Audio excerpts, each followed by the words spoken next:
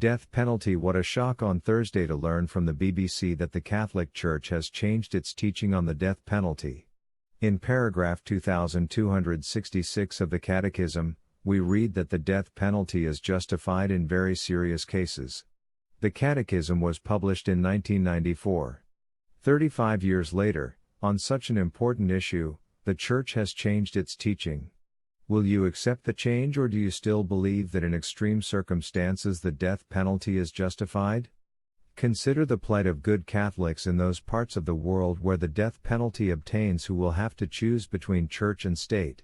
Imagine their work, even including executions. They will have to choose between obeying the church and losing their job, or keeping their job, disobeying the church.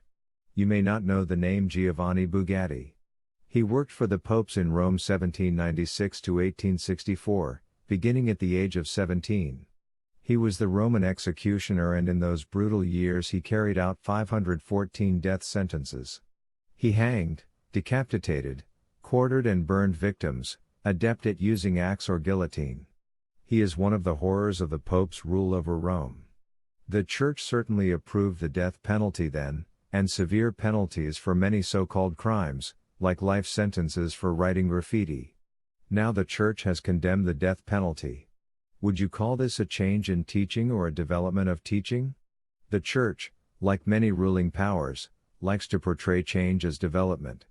It is hard to understand black developing into white, but people in power will try.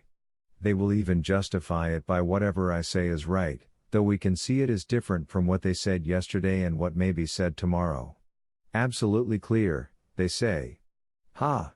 Listen to the politicians, churchmen, justifying new positions. They weren't wrong, but they are more right now.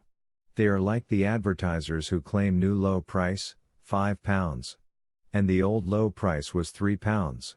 The Church has changed its teaching on the death penalty. The awful possibility is, who cares? Who does? I do, and I hope you do.